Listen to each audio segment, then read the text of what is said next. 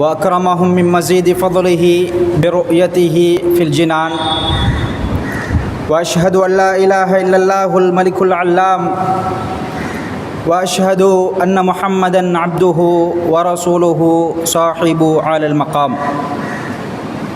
صلى الله عليه وعلى آله البررة الكرام وأصحابه مصابيح الظلام والتابعين لهم بإحسان إلى يوم الدين. أما بعد، يا أيها الناس اتقوا ربكم الذي خلقكم من نفس واحدة وخلق منها زوجها وبث منهما رجالا كثيرا ونساء واتقوا الله الذي تساءلون به والأرحام إن الله كان عليكم رقيبا. يا أيها الذين آمنوا اتقوا الله وقولوا قولا سديدا يصلح لكم أعمالكم ويغفر لكم ذنوبكم ومن يطع الله ورسوله فقد فاز فوزا عظيما. يا أيها الذين آمنوا اتقوا الله حق تقاته ولا تموتن إلا وأنتم مسلمون. فإن أصدق الحديث كتاب الله، وأحسن الهدي هدي محمد صلى الله عليه وسلم، وشر الأمور محدثاتها وكل محدثة بدعة وكل بدعة ضلالة وكل ضلالة في النار. அளவற்ற அருளாளன், நிகரில்லா பேரன்பு மிக்கவன், அவன் தனித்தவன், இணை துணையற்றவன். அவனுக்கு நிகராக இந்த உலகில் எந்த ஒன்றுமே கிடையாது, இருக்கவும் முடியாது என சாட்சியம் பகிர்ந்து கொள்கின்றேன். சத்திய மார்க்கத்தை தூய வடிவிலே வாழ்ந்து காட்டிவிட்டு சென்ற எம் தலைவர் கண்மணி நாயகம் ஸல்லல்லாஹு அலைஹி வஸல்லம் அவர்கள் மீது அல்லாஹ்வினுடைய அன்பும் கிருபையும் என்றென்றும் நிலவ வேண்டும் என்ற பிரார்த்தனையோடு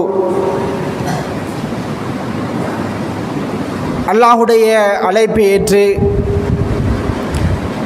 அல்லாஹுக்கு மிகவும் விருப்பமான அவனுடைய இல்லத்திலே வந்து இந்த கடமையுடைய முழுமையான நற்கூலிகளை பெற வேண்டும் என்ற அவாவோடு ஆசையோடு நேர காலத்தோடு வந்திருக்கின்ற அல்லாஹுடைய நல்லடியார்களே, அன்பான பெரியார்களே, சகோதரர்களே,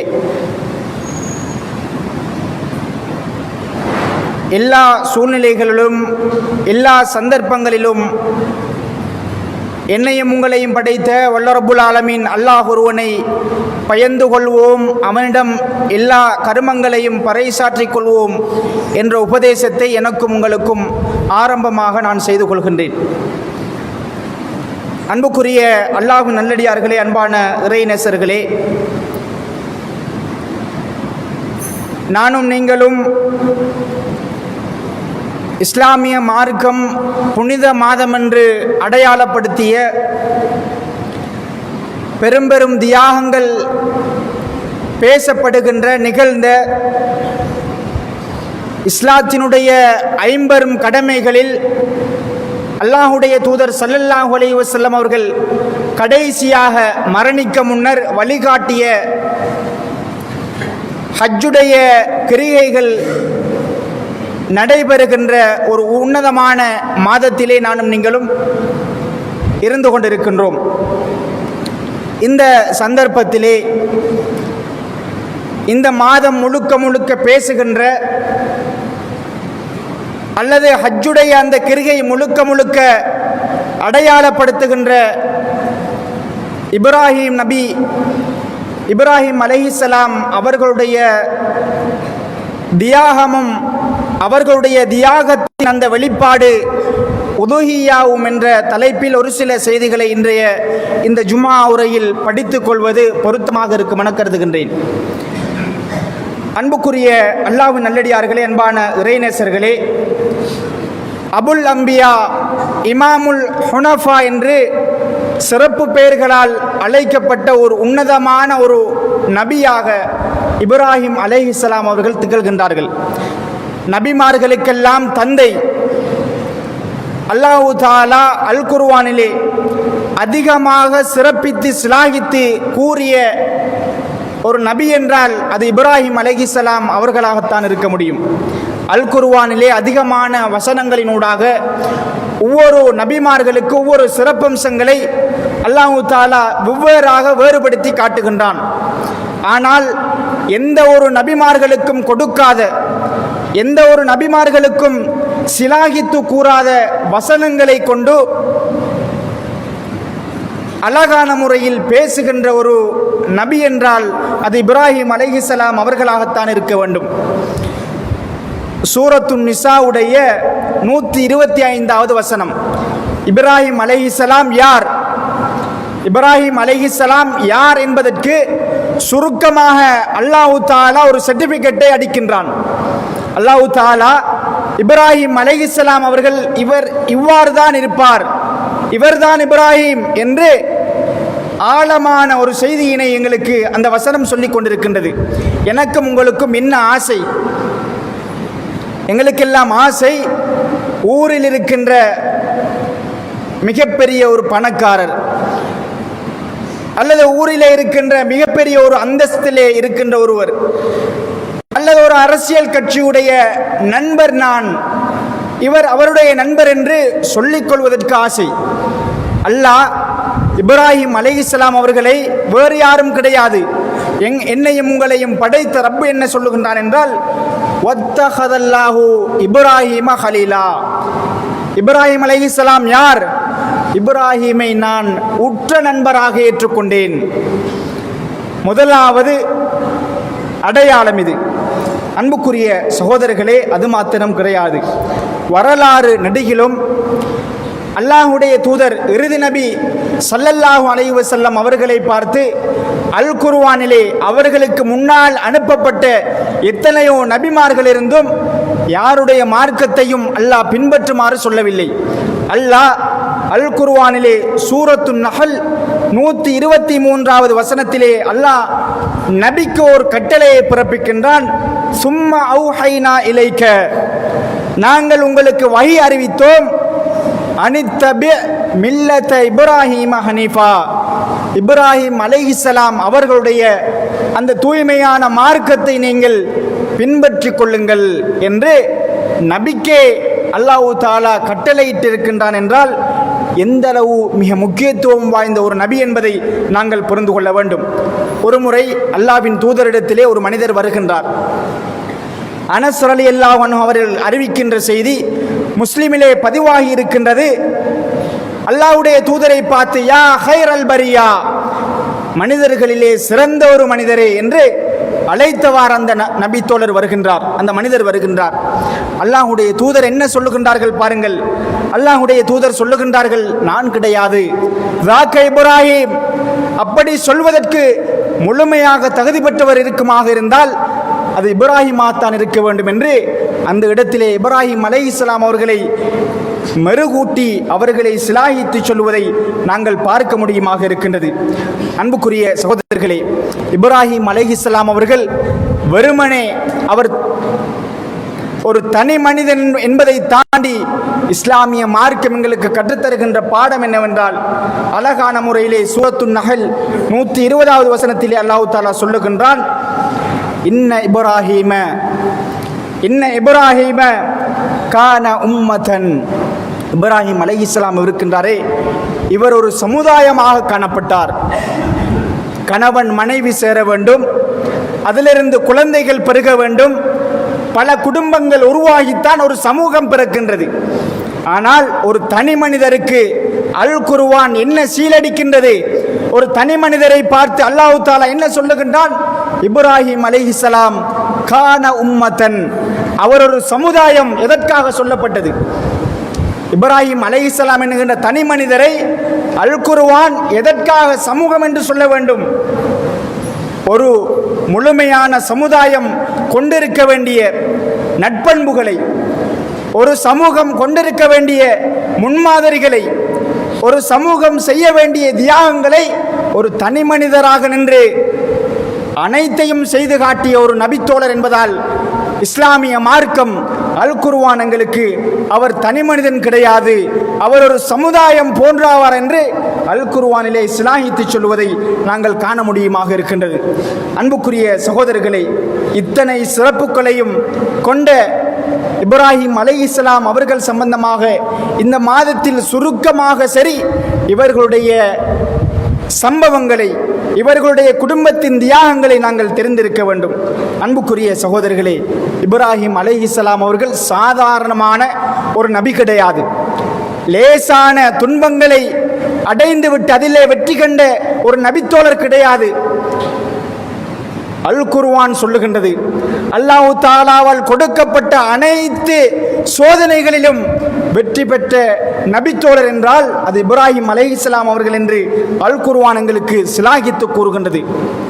இஸ்லாத்தை உறுதியாக எட்டி வைப்பதில் லா இலாஹ இல்லல்லாஹ், அல்லாஹ்வை தவிர வேறு கடவுள் கிடையாது, எங்களுடைய எல்லா கவலைகளையும் எல்லா தேவைகளையும் சந்தோஷங்களையும் துக்கங்களையும் பகிர்ந்து கொள்ள போதுமானவன் அல்லாஹ் ஒருவன்தான், அவனை அன்று வேறு யாரும் கிடையாது என்ற அந்த தௌஹீதுடைய கொள்கையில் உறுதியாக இருந்த ஒரு மிகப்பெரிய உத்தமர் தான் இப்ராஹிம் அலைஹிஸ்ஸலாம் அவர்கள்.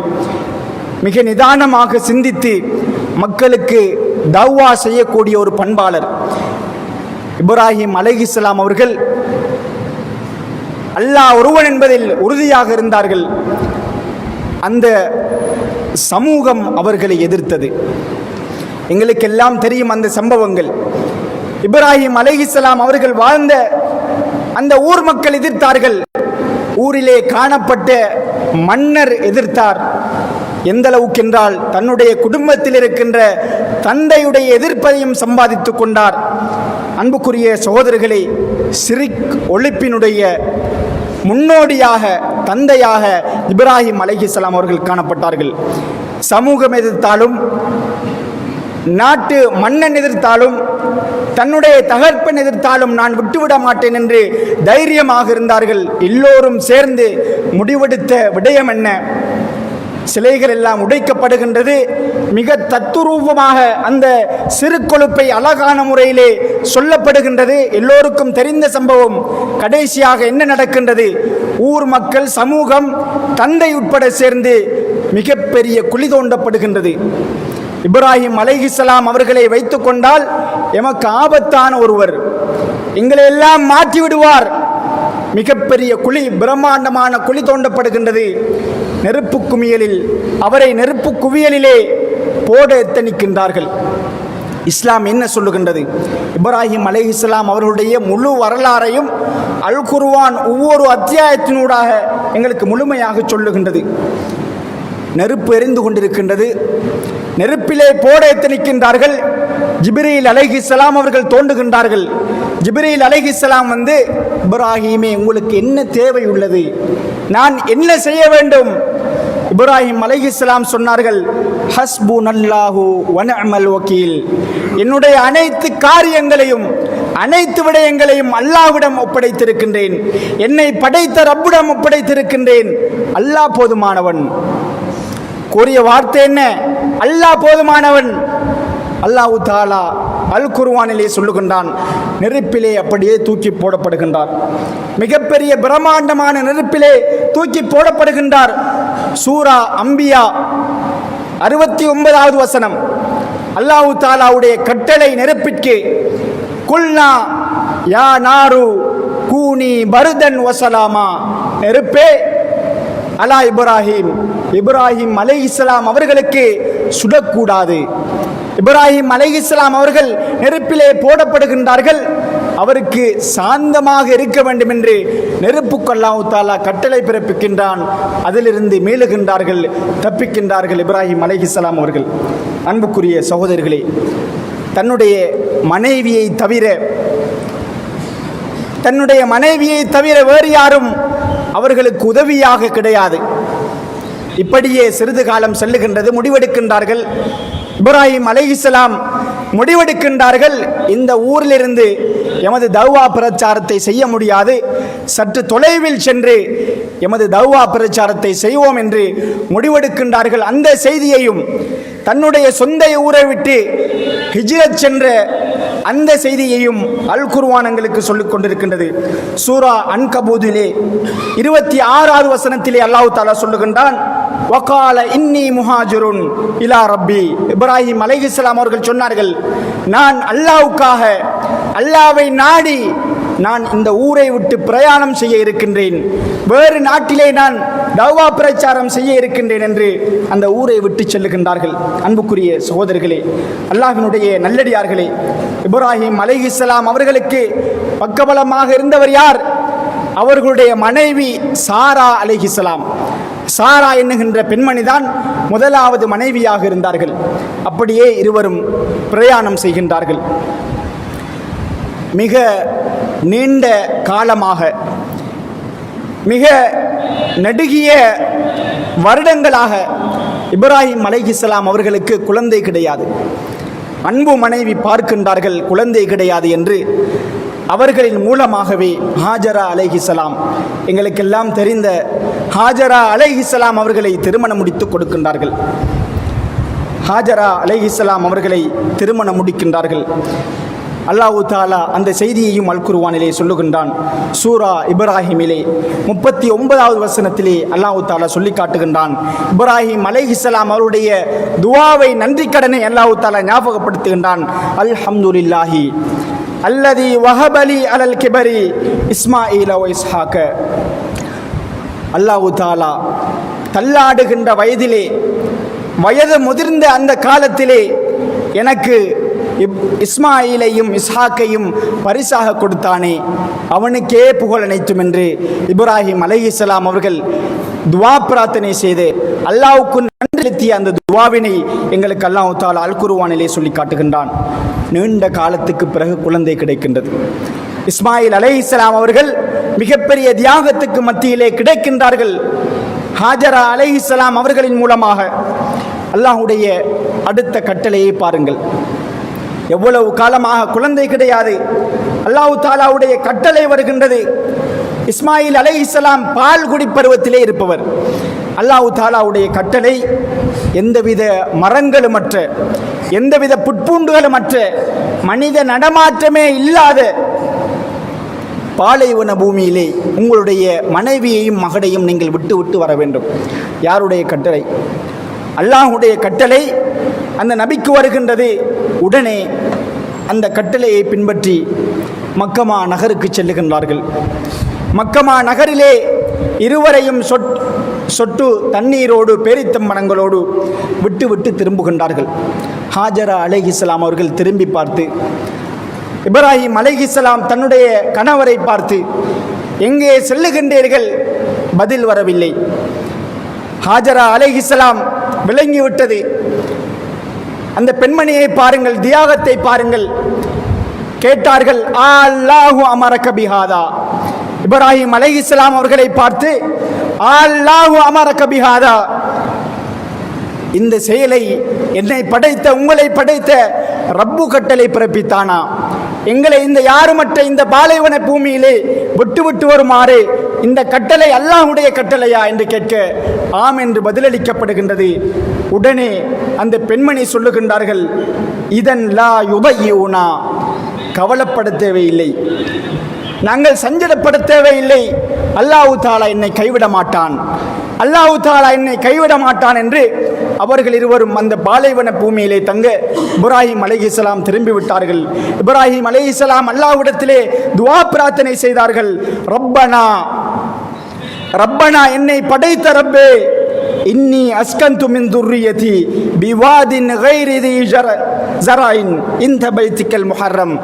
என்னை படைத்த ரப்பே, உன்னுடைய புனித பூமியான, உன்னுடைய புனித இடமான காபத்துல்லாவுக்கு அருகாமையில் நான் என்னுடைய குடும்பத்தை, என்னுடைய சந்ததியை, காலங்காலமாக தவங்கிடந்து கிடைத்த என்னுடைய அன்பு குழந்தையையும் மனைவியையும் விட்டு விட்டு வருகின்றேன். நான் அங்கே குடியமைத்து விட்டு வருகின்றேன். அவர்களுக்கு நீந்தான் பொறுப்பு என்று அல்லாஹ்விடத்திலே இருகரம் ஏந்துகின்றார்கள். துஆ பிரார்த்தனை செய்கின்றார்கள். கொண்டு சென்ற தண்ணீர் முடிவடைந்து விட்டது. பால்குடி பருவத்திலே இருக்கின்ற இஸ்மாயில் அலைஹிஸ்ஸலாம் அவர்களுக்கு தாகம் ஏற்படுகின்றது. பால் சுரக்கவில்லை. அங்குமிங்குமாக ஓடுகின்றார்கள். சஃபாவுடைய மலையிலே ஏறுகின்றார்கள். அங்குமிங்கும் பார்க்கின்றார்கள், யாராவது கிடைப்பார்களா? பிள்ளை அழுதால் தொட்டில் கட்ட இடம் கிடையாது. பிள்ளை அழுதால் தண்ணீர் எடுக்க தண்ணீர் கிடையாது. தனக்கான உணவு கிடையாது. யாரிடமாவது ஒதுங்கலாம் என்று பார்த்தால் யாருமே கிடையாது.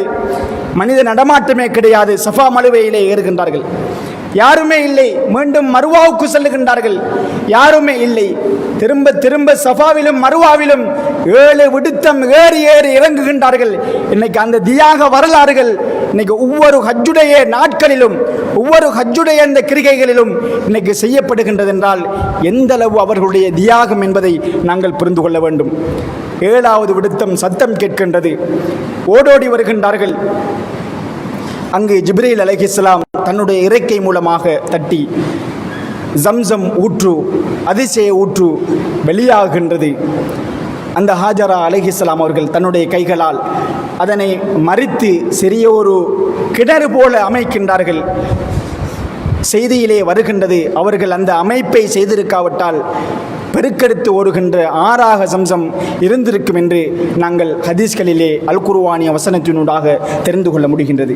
அன்புக்குரிய சகோதரர்களே, அல்லாஹ்வினுடைய நல்லடியார்களே, மார்க்கத்தை பின்பற்றுவதில் அல்லாஹ்வுடைய கட்டளை என்றவுடன் ஒரு மனைவி எவ்வாறு செயற்படுகின்றார்கள், அல்லாஹ்வுடைய கட்டளை என்பதுடன் ஒரு கணவர் மனைவியை என்றும் பார்க்காமல் தன்னுடைய குழந்தை என்றும் பார்க்காமல் எந்தளவு தூரம் தியாக உணர்வோடு அந்த செயலை செய்தார்கள் என்றால் நினைத்து கூட பார்க்க முடியவில்லை. அன்புக்குரிய சகோதரர்களே, இந்த நிகழ்வோடு இஸ்மாயில் அலைஹிஸ்ஸலாம் சிறிது காலம் செல்லுகின்றது. இஸ்மாயில் அலைஹிஸ்ஸலாம் ஓடித் திரிகின்ற வயசு வருகின்றது. 7 வயதை அடைகின்றார்கள். அல் குர்ஆன் சொல்லுகின்றது அழகான முறையிலே. சாஃபாத், சூரத்து சாஃபாத்திலே 102வது வசனத்திலே அல்லாஹ் தஆலா சொல்லுகின்றான், ஃபலம்மா பலகமா ஸய்ய, ஓடி ஆடி திரிகின்ற அந்த பருவம் வருகின்றது. இஸ்மாயில் அலைஹிஸ்ஸலாம் அவர்களுக்கு அல்லாஹ்வுடைய திரும்ப சோதனை வருகின்றது. அல்லாஹ்வுடைய திரும்ப இன்னொரு கட்டளை வருகின்றது. இப்ராஹிம் அலைஹிஸ்ஸலாம் தன்னுடைய மகனிடத்திலே வந்து ஒரு செய்தியினை சொல்லுகின்றார்கள். காலயா புனைய, என்னுடைய அன்பான மகனே, எனதருமை மகனே, இன்னி அராஃபில் மனாமி அன்னி அஸ்பஹுக, நான் ஒரு கனவு கண்டேன்.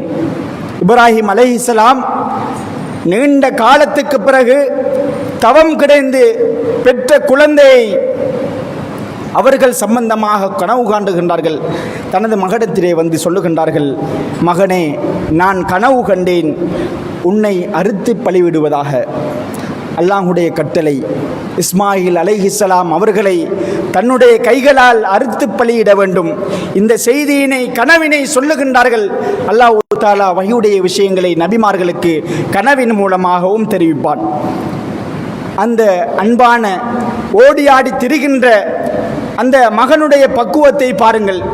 எந்தளவு இஸ்லாத்திலே ஈர்க்கத்தோடு, எந்தளவு அந்த அல்லாஹ்வுடைய அந்த ஆழமான நம்பிக்கையோடு அல்லாஹ்வுக்கு கட்டுப்பட வேண்டும் என்ற அந்த ஆசையோடு வளர்ந்திருக்கின்றார்கள் என்று அன்பு மகனார் சொல்லுகின்றார்கள். கால யா அபதி இஃபல் மா துமர் சதஜிதுனி இன்ஷா அல்லாஹு மினஸ் சாபிரீன். என்னுடைய அருமை தந்தையே, உங்களுக்கு எது கட்டளையாக பிறப்பிக்கப்பட்டிருக்கின்றதோ, நீங்கள் எதனை நீங்கள் கனவாக கண்டீர்களோ அதனை தாராளமாக செஞ்சு கொள்ளலாம். நான் பொறுமையாளராக இருப்பேன், என்னை பொறுமையாளராக நீங்கள் கண்டுகொள்வீர்கள் என்று அழகான முறையிலே பதிலளிக்கின்றார்கள். தந்தையும் மகனும் சேர்ந்து இந்த கனவிற்கு தலை சாய்த்தது மட்டும் கிடையாது. நாங்கள் ஆடுகளை மாடுகளை குர்பான் கொடுப்பது போல, உதுஹியா கொடுப்பது போல, அறுத்து பலியிடுவது போல, தான் பெற்றெடுத்த தவம் கிடந்து அல்லாஹ் தஆலாவால் கிடைக்கப்பெற்ற அந்த அன்பு மகனை அல் குர்ஆன் எப்படி சொல்லுகின்றது என்று சொன்னால், ஃபலம்மா அஸ்லமா வ தல்லஹு லில் ஜபீன், இருவரும் அல்லாஹ்வுடைய கட்டளைக்கு செவிதாய்த்து கட்டளையை அடிபணிந்து முகம் குப்பர போடுகின்றார்கள். இப்ராஹிம் அலைஹிஸ்ஸலாம், இஸ்மாயில் அலைஹிஸ்ஸலாம் தன்னுடைய மகனை அறுப்பதற்காக ஆடு மாடுகளை போடுவதைப் போல முகம் குப்பர அறுப்பதற்காக தயாராகின்றார்கள். நினைத்து பார்க்க முடிக்கின்றதா? ஒரு தந்தை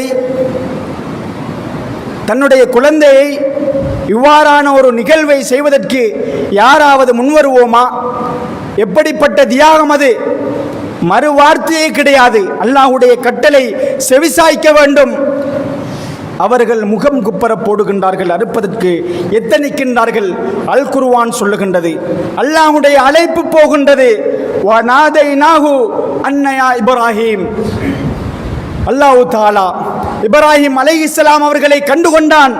இப்ராஹிம் அலைஹிஸ்ஸலாம் அவர்களை கத்தியை அறுக்க முன்னர், அவர்களை அறுத்து பலியிட முன்னர், இப்ராஹிமே என்று அழைப்பு செல்லுகின்றது. அல்லாஹ்வுடைய அழைப்பு. கது சத்தக்த ருயா, இப்ராஹிமே நீங்கள் கண்ட கனவை நீங்கள் உண்மைப்படுத்தி விட்டீர்கள், அல்லாஹ்வுக்கு முழுமையாக கட்டுப்பட்டு விட்டீர்கள் என்று அல்லாஹ் தஆலா அல் குர்ஆனிலே ஆழமாக அழகாக இந்த சம்பவத்தை எங்களுக்கு சொல்லிக் கொண்டிருக்கின்றான். இந்த தியாகத்தின் வெளிப்பாடாகத்தான் நாங்கள் இந்த ஹஜ்ஜுடைய காலத்திலே உதுஹியா என்கின்ற அந்த மிக உன்னதமான ஒரு இபாதத்தை செய்து வருகின்றோம். அன்புக்குரிய சகோதரர்களே, எப்படிப்பட்ட தியாகம் இது! எப்படிப்பட்ட வரலாறு இது! கட்டாயமாக ஒவ்வொரு பெற்றோர்களும், ஒவ்வொரு தந்தைமார்களும், தாய்மார்களும் தெரிந்திருக்க வேண்டிய, ஒவ்வொரு குழந்தைகளுக்கும் கற்பிக்கப்பட வேண்டிய மிக உன்னதமான ஒரு பாடமாகும் இது. அன்புக்குரிய சகோதரர்களே, அது மாத்திரம் கிடையாது.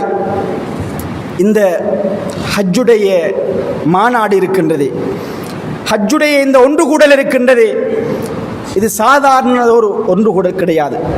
இது ஒரு ஒற்றுமைக்கான மாநாடு. இது வருடா வருடம் எமது ஊர்களிலிருந்தும் கூட ஹஜ்ஜுக்காக பல பாகங்களிலிருந்து பல லட்சக்கணக்கான பணங்களை செலவழித்து இன்னைக்கு ஹஜ்ஜுக்காக செல்லுகின்றார்கள்.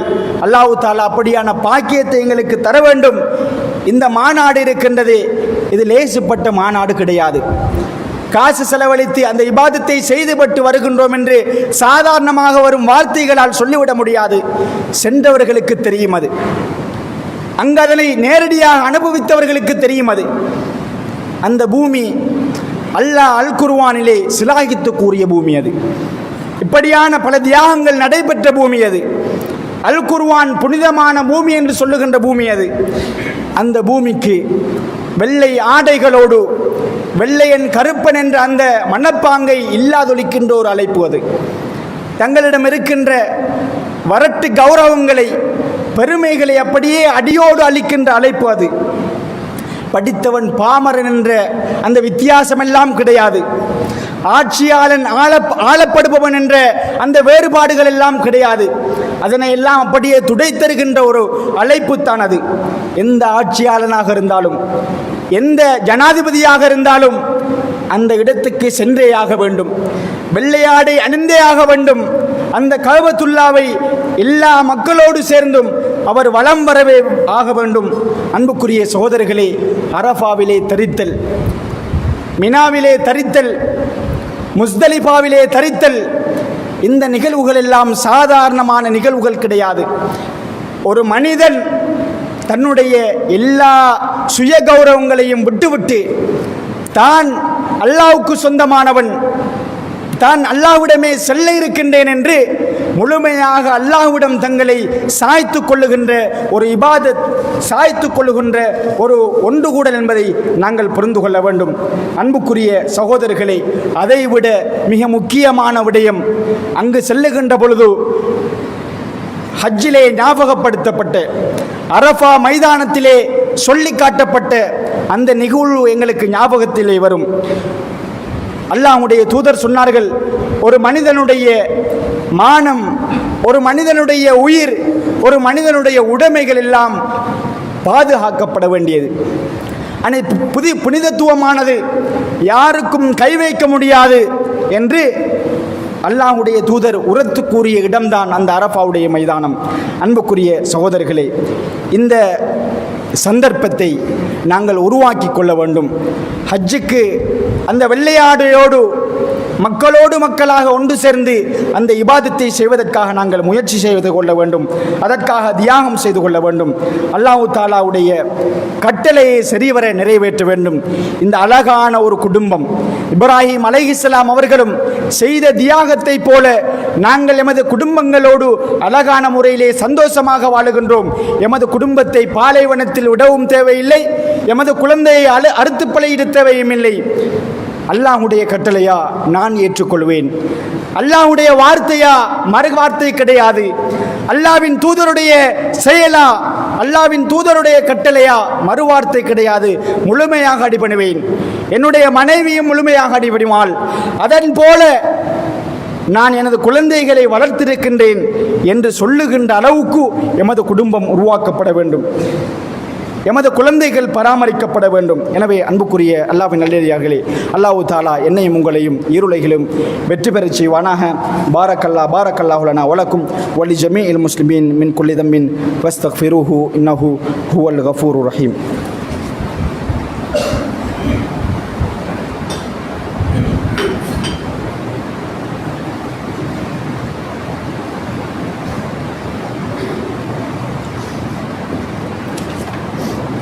إن الحمد لله نحمده ونستعينه ونستغفره ونعوذ بالله من شرور أنفسنا وسيئات أعمالنا من يهده الله فلا مضل له ومن يضلله فلا هادي له وأشهد أن لا إله إلا الله وأشهد أن محمدا رسول الله. அன்புக்குரிய சகோதரர்களே, அல்லாஹ்வினுடைய நல்லடியார்களே, நாங்கள் எல்லாம் துல்ஹஜ் என்கின்ற இஸ்லாம் அல்லாஹ் தஆலா அல்லாஹ்வுடைய தூதர் ஸல்லல்லாஹு அலைஹி வஸல்லம் அவர்கள் மூலமாக புனிதமான மாதம் என்று கூறிய ஒரு உன்னதமான மாதத்திலே இருக்கின்றோம். நாங்கள் ஏற்கனவே பார்த்ததை போல அந்த குடும்பத்துடைய இப்ராஹிம் அலைஹிஸ்ஸலாம் அவர்களுடைய அந்த தியாகத்தின் வெளிப்பாடாகத்தான் இந்த துல்ஹஜ் மாதத்திலே இருக்கின்ற உதுஹியா என்று சொல்லப்படக்கூடிய அறுத்து பலியிடுதல் என்று சொல்லக்கூடிய ஒரு உன்னதமான ஒரு இபாதத் இருக்கின்றது.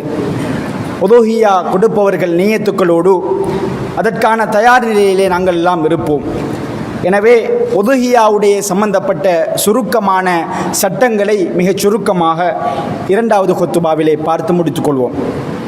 அன்புக்குரிய சகோதரர்களே, உதுஹியா அல்லாஹ்வுக்காக கால்நடைகளை அறுத்து பலியிடுதல் என்கின்ற இந்த நிகழ்வு இப்ராஹிம் அலைஹிஸ்ஸலாம் அவர்களுடைய தியாகத்தின் வெளிப்பாடாக இருக்கின்றது.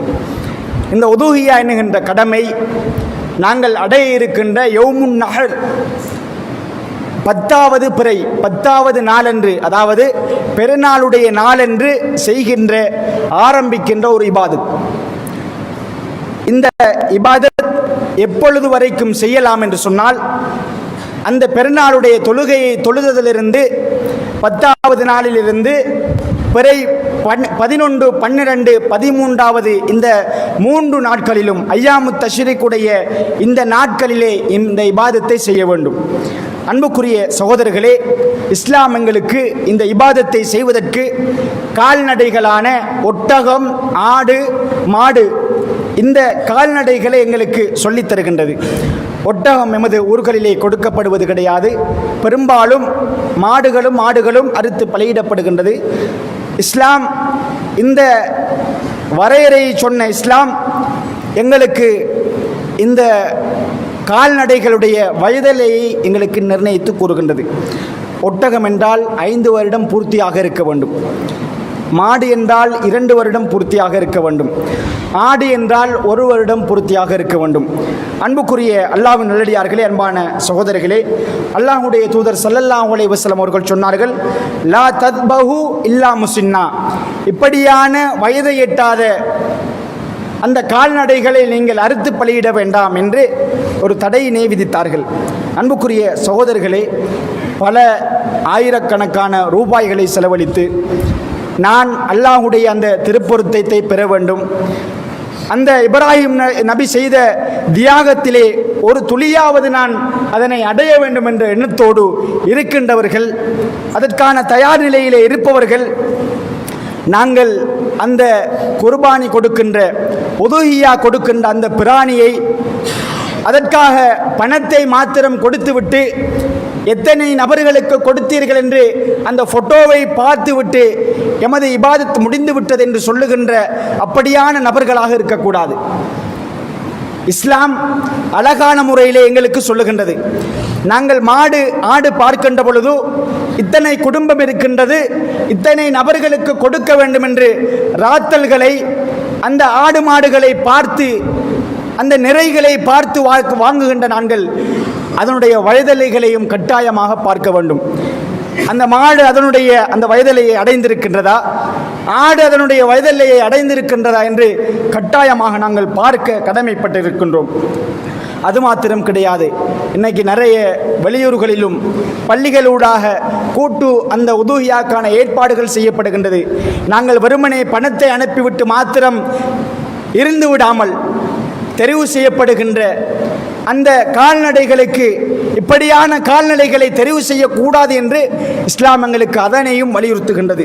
அழகான முறையில் அல்லாஹ்வுடைய தூதர் ஸல்லல்லாஹு அலைஹி வஸல்லம் அவர்கள் சொன்னார்கள், அர்பவுன் 4 வகையான கால்நடைகள் இருக்கின்றது, லா தஜூசு ஃபில் அலாஹி, அதனை உதுஹியா கொடுக்க முடியாது. அப்படியான கால்நடைகளை நாங்கள் அறுத்து பலியிட முடியாது.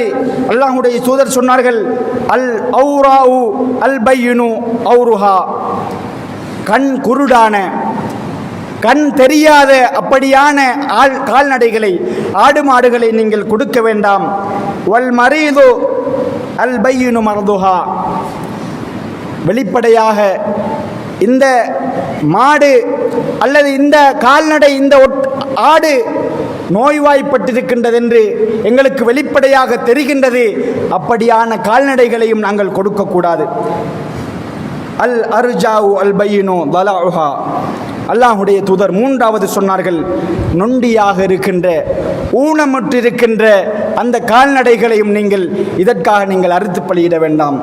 4வதாக வல் கசீரத்து அல்லதி லா துன்கி, எங்களுக்கு தெரியும், அதிலே அனுபவசாலிகளுக்கெல்லாம் தெரியும், ஒரு கால்நடையை பார்த்தவுடன் ஒரு ஆட்டினை மாட்டினை பார்த்தவுடன் எலும்புகள் எல்லாம் அப்படியே தேய்ந்து விலா எலும்புகள் எல்லாம் ஒட்டி இருக்கின்ற, இது சரிவராது என்று எங்களுக்கு பார்த்தவுடனே விளங்கி விடுகின்ற இப்படியான கால்நடைகளையும் கொடுக்க வேண்டாம் என்று அழகான வழிகாட்டலை எங்களுக்கு இஸ்லாம் சொல்லுகின்றது. எனவே இப்படியான கால்நடைகளை நாங்கள் தெரிவு செய்யாமல் இருக்க வேண்டும், இதிலே மிக கவனமாக இருக்க வேண்டும் என்ற செய்தியினை எங்களுக்கு ஹதீஸ் சொல்லுகின்றது. அன்புக்குரிய சகோதரர்களே, அதுபோல அல்லாஹ்வுடைய தூதர் ஸல்லல்லாஹு அலைஹி வஸல்லம் அவர்கள் சொன்னார்கள், ஒருமுறை பெருநாள் தொழுகைக்காக ஈதுல் அதுஹா ஹஜ் பெருநாள் தொழுகைக்காக திடலுக்கு அல்லாஹ்வுடைய தூதர் சொல்லுகின்றார்கள், தொழுகை நடத்துகின்ற இடத்துக்கு அப்புறமாக ஒரு பிராணி அறுக்கப்பட்டு உதுஹியா கொடுக்கப்பட்ட நிலை அந்த அடையாளங்கள் விளங்குகின்றது. அல்லாஹ்வுடைய தூதர் சொல்லுகின்றார்கள், லா யுதஹியன் அஹத் ஹத்தா யுஸல்லி, தொழுகைக்கு முன்னால உதுஹியா கொடுக்க முடியாது, தொழுகைக்கு பிறகுதான் அதனுடைய நேரம்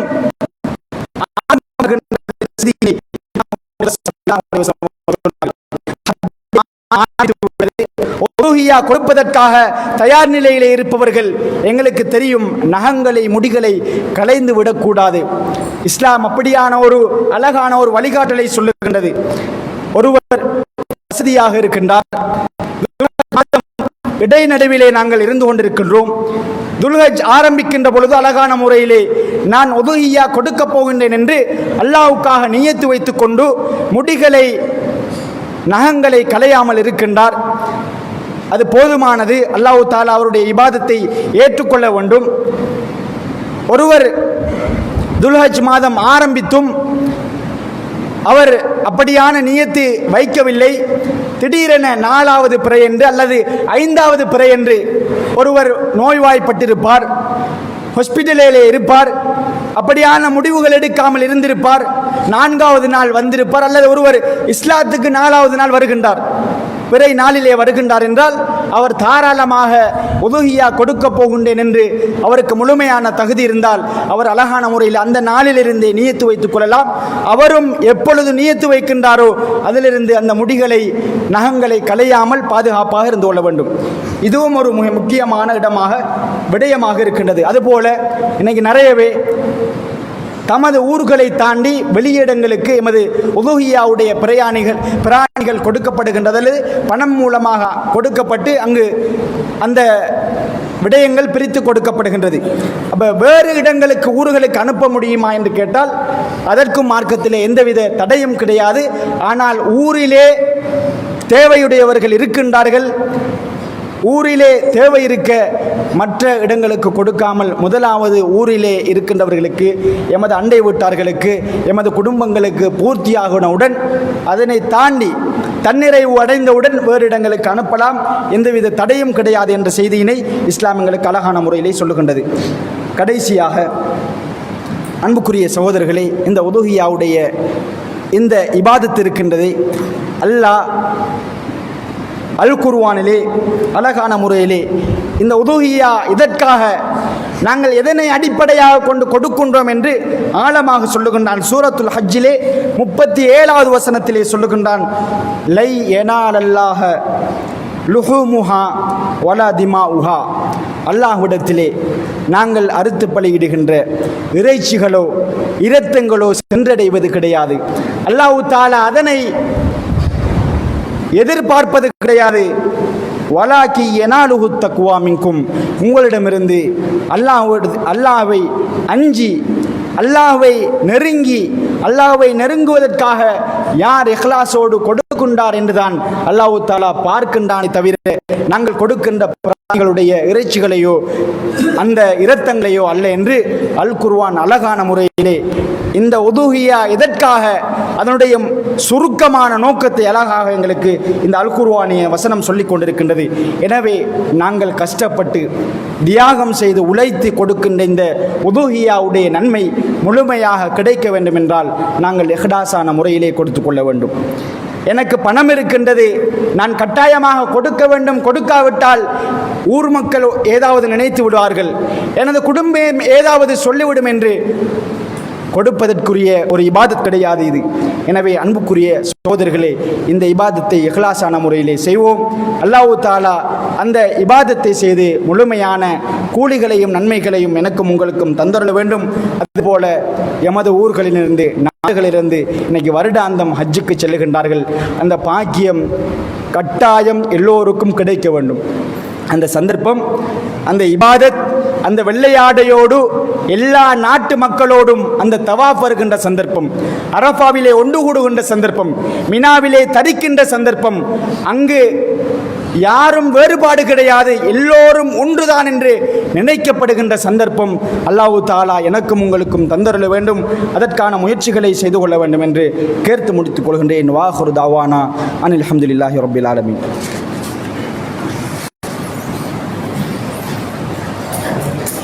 الله أكبر.